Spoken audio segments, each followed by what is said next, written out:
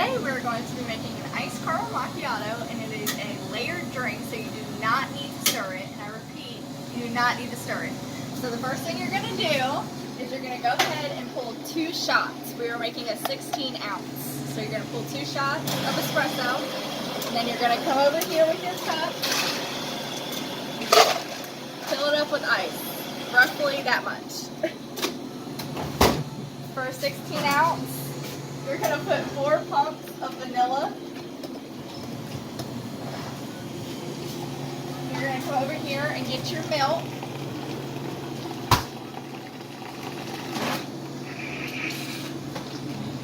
Pour it to about the first line. The next thing you're going to have to do is you're going to stir the vanilla and the milk.